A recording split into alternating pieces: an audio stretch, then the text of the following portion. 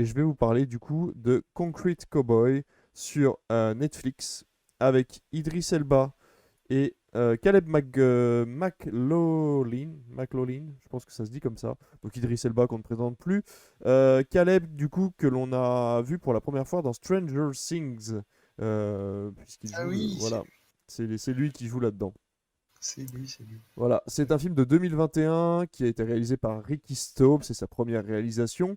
Et pour le coup, c'est une très bonne, pour moi, première réalisation. Donc ça nous raconte l'histoire de, alors que je me souviens de son prénom, du coup de Cole, Cool. qui vit à Détroit, qui est un sale gamin, et qui, comment dire, et dont la mère n'en peut plus, et elle décide de l'amener chez son père, en bordure de Philadelphie, puisqu'il élève des chevaux, et qu'elle pense que ça va pouvoir le remettre sur le droit chemin. Et quand le jeune homme se réveille, il se rend compte que ce sont des chevaux vraiment urbains, puisqu'ils utilisent des bâtiments abandonnés pour les soigner, les nourrir, pour les utiliser comme écuries, pendant que certains chevaux dorment carrément chez les habitants. Et tout ce quartier vit entièrement de ces chevaux, du coup. Enfin, ils vivent même pas de ces chevaux, ils s'en occupent juste, mais ça ne leur apporte pas d'argent. Et ils préfèrent vivre dans la pauvreté en s'occupant de leurs chevaux, plutôt que d'aller à Philadelphie pour gagner de l'argent. Et donc Cole va devoir décider entre la vie avec son père et la vie dans la rue, puisque la rue lui promet de l'argent sale mais rapide, et il va devoir choisir entre les deux. C'est un très beau film, avec des plans parfois très très soignés. J'ai trouvé ça très joli, l'histoire est très belle. Euh, on a déjà vu ça, je vais pas vous mentir, hein, comme d'habitude sur Netflix, on a toujours l'impression de se dire tiens, ça j'ai déjà vu, ce thème-là a déjà été abordé. Mais là, je trouve le thème très original parce que finalement, on oublie un petit peu le jeune homme, on oublie un petit peu ses choix et l'envie qu'il a de s'améliorer dans la vie, puisqu'on s'intéresse particulièrement à cette population. Il faut savoir que la population, enfin les acteurs qui sont dans le film, sont les vrais habitants de ce quartier, ce fameux quartier qui est en train de disparaître aux abords de Philadelphie, qui s'occupent des chevaux, parce que les ranchs qui étaient sur les territoires plus ruraux de Philadelphie ont dû fermer, et donc ils ont dû au fur et à mesure se rapprocher de plus en plus de la ville pour se retrouver dans ces fameux bâtiments abandonnés. Et voilà, donc les acteurs font témoignage à la fin du film et expliquent pourquoi ils se sont retrouvés là. Et j'ai trouvé ça vraiment très intéressant, sans forcément amener la petite larme. Voilà, c'est bien scénarisé, c'est bien filmé. Idris Elba est assez sobre dans son jeu, mais il est très juste. Et Caleb également. Donc voilà, je pense que tous les acteurs sont là. Alors même ceux qui sont amateurs, finalement, je l'avais même pas remarqué. À la fin, c'est seulement au début du générique, quand ils sont filmés en expliquant que ce sont des vrais cow-boys finalement, ce qu'ils appellent des free riders. Voilà, expliquent que du coup ils sont dans cette vie-là tous les jours et que ça leur permet de survivre, de penser à leurs chevaux, malgré parfois des problèmes soit physiques, soit mentaux. Donc voilà, c'est un très joli film. Comic Seater, tu l'as vu? Non, c'est Jeff ou Non, c'est. je l'ai pas Non, vu. c'est Jeff qui l'a Justement, vu. ouais. Bah dis-moi du coup ce que toi tu en as pensé. Bah alors, je l'ai vu et c'est vrai que en fait, c'était une expérience assez curieuse. Et bon, finalement, tu l'as plus ou moins spoilé, mais bon, c'est pas vraiment un spoil. C'est que moi, en fait, j'ai regardé tout le film en me demandant si c'était une métaphore ou pas. C'est-à-dire en me demandant est-ce que ces gars sont vraiment, enfin, est-ce qu'il y a vraiment des gens qui élèvent des Je chevaux me à le suis demandé Philadelphie. aussi, ouais. Ouais.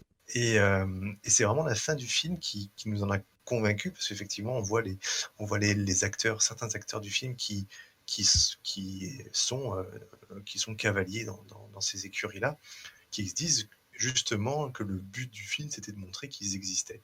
Et c'est là où j'ai trouvé finalement le film très très fort, même si je trouve qu'il a beaucoup de défauts. Et notamment, en fait, je pense que c'est intrinsèque à ça, c'est que bah, malheureusement, en fait, c'est un documentaire sur lequel on a collé un scénario pour le faire devenir film. Et je trouve qu'à partir de ce moment, à partir du moment où tu saisis ça dans le film, tu es complètement sorti du film et le scénario principal, moi, finalement, m'a pas vraiment fait d'intérêt. Enfin, je veux dire, ce petit gamin qui doit choisir entre la drogue ou une vie rangée, euh, mais un peu plus pauvre, mais par contre, à la famille, etc. Bah, c'est du vu et du archi-vu. Idris Elba, c'est un acteur que j'aime beaucoup, mais là, je l'ai trouvé, même s'il est bien, hein, c'est un bon acteur Bah c'est dans le sobre, hein, film, c'est un jeu tout à fait il était ça, classique. voilà. mais il en fait peut-être limite un tout petit peu trop, je trouve, dans son rôle de cow-boy. Alors que finalement, je pense que je trouve que les acteurs qui m'ont fait la meilleure impression sont ceux qui ne sont pas acteurs professionnels, Mm. à savoir Paris et Shira, qui font très très bien leur rôle. Les scènes où Cole apprend à nettoyer un box sont vraiment ultra bien foutues. Mm, C'est vraiment c'est limite émouvant en fait de le voir être content d'avoir fait leur sentiment du travail accompli. Mais sinon, j'ai trouvé que du coup ça fait comme un soufflet qui, à la scène finale, bon, ça se discute, j'en ai discuté avec d'autres personnes qui pensent pas la même chose que moi, mais j'ai trouvé que wow, c'était 15 secondes qui essayent d'apporter une certaine fin au film, mais qui, moi, rendent le tout totalement artificiel. Et du coup, on passe à côté un peu du message. Le message, c'était de dire il y a des écuries qui existent, qui en plus vont du coup, mm. à la suite du film, ou grâce au film, je sais pas trop, mais vont être rénovées dans la vraie vie. À Philadelphie, les écuries vont revoir le jour. Et, et ben finalement, en fait, on efface tout ce qui a été fait avec le personnage de Cole, de Smosh, de, de Harp et tout. Ben finalement, ces gens-là, eux, n'existent pas, en fait. Ou ça se C'est trouve, c'est ça. tiré d'une histoire vraie, j'en sais rien, mais on nous dit, le message, c'est qu'ils n'existent pas. C'est ce que vous avez vu, ce n'est qu'une histoire sur fond de vérité. Mais ce qui est important, c'est le fond de vérité et pas forcément l'histoire. Et du coup, j'ai eu cette impression de. Alors, sans dire que c'est bâclé, parce que ce serait très rude, Non, mais on je trouve sent que le bien qu'il y film a, fait vraiment le taf et il y a des il est moments où bien fait. ça raconte pas grand-chose en fait. Oui, je trouve que pour un premier film, je savais pas que c'était son premier film, c'est bien fait, c'est un bon début. Je pense que il part très bien, il a des bonnes idées et j'ai eu ce sentiment un peu de m'être fait avoir, mais avec le sourire en fait. Quand tu vois pendant le générique l'interview, t'es content en fait. Enfin, moi Mm, j'étais content de voir mm. que ça existe vraiment et que c'est pas une espèce de métaphore dont j'aurais loupé le sens. Euh, après, je trouve que c'est une bonne intention, mais pas une bonne production, en fait, Ouais. sans parler vraiment de la production en termes de production de film.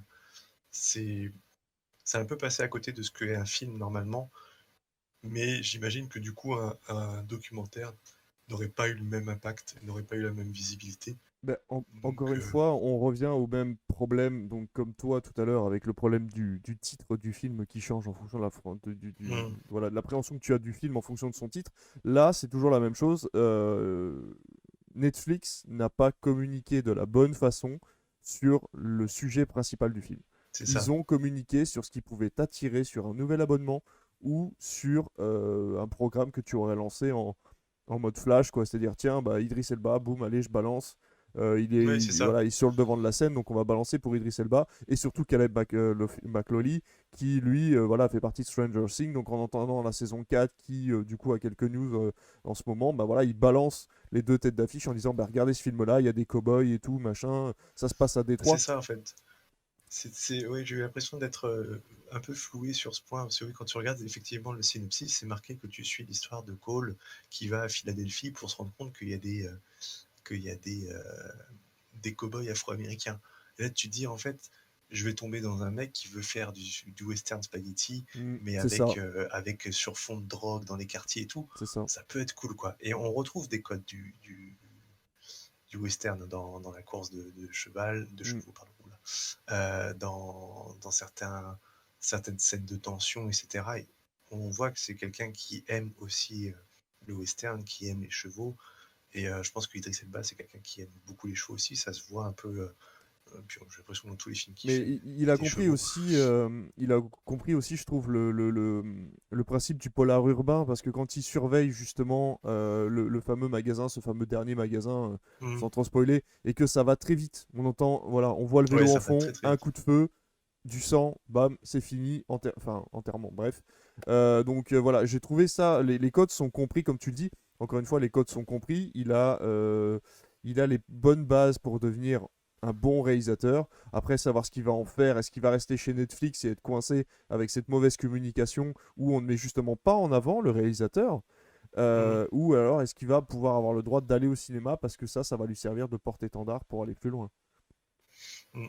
Non, je pense que faire un premier film sur Netflix, dans le cas où tu fais un film comme ça, entre guillemets, qui n'est pas non plus un chef-d'œuvre, c'est intéressant parce que ça va lui donner de l'expérience, ça va lui faire ses armes pour faire ça mieux, en fait, et pour être prêt à un grand écran.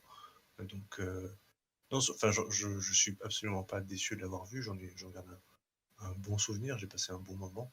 Mais je pense que là, qu'il y a beaucoup à dire et des fois, on a cette impression il a voulu mélanger plusieurs genres et finalement, des fois, il s'en mêle un peu les pinceaux, mais rien de très grave, quoi. Ouais.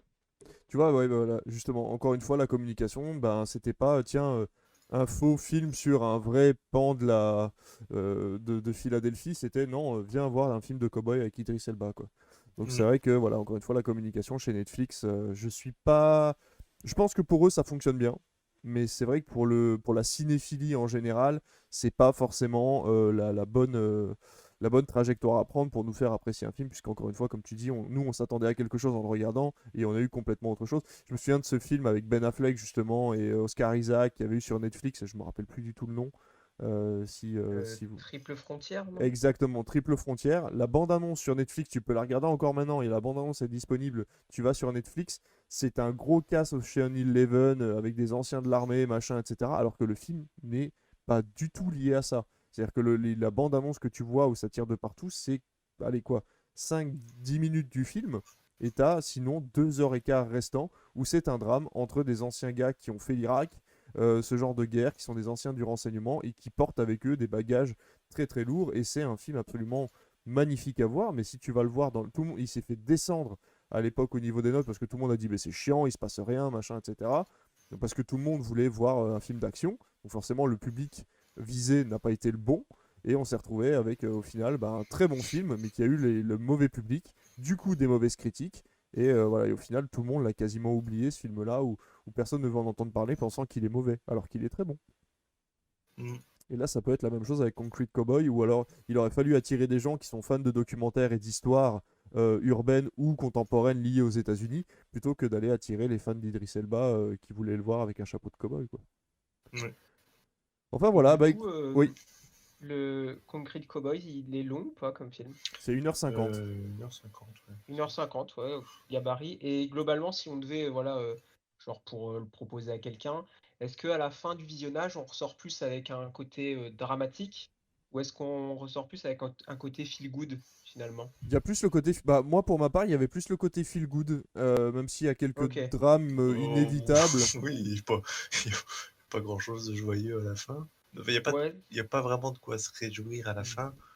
Mais en fait, vu que c'est C'est de un peu l'inévitable du en fait. réchauffé Ouais. et que c'est de l'inévitable, c'est téléphoné Ouais. à mort. Ce qui fait que bon, quand ça arrive sur le moment, tu te dis bon bah voilà, ça c'est fait. Maintenant, Mais disons que c'est pas le centre de l'histoire en fait. ouais, Qu'est-ce qu'il advient voilà, après? c'est ça. Il trouve un compromis en fait. Il trouve un compromis sur la fin qui permet, toi en tant que spectateur, de dire ok, les choses vont mal, mais il y a peut-être moyen de s'en sortir, ou en tout cas, ils ont la motivation pour s'en sortir.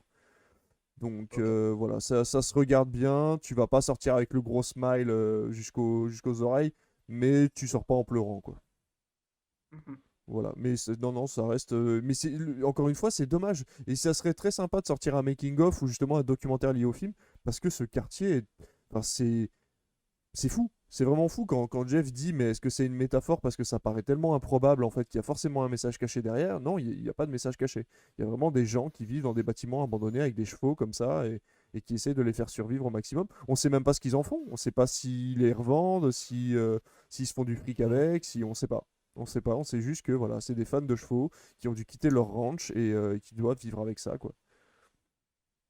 Donc voilà, mais voilà, allez voir le film, on va pas trop vous en dire non plus, on vous en a déjà dit beaucoup, je trouve. Et voilà, ça se regarde bien, c'est une jolie histoire qui malheureusement en son milieu ne raconte pas grand chose de nouveau, mais il y a un joli background.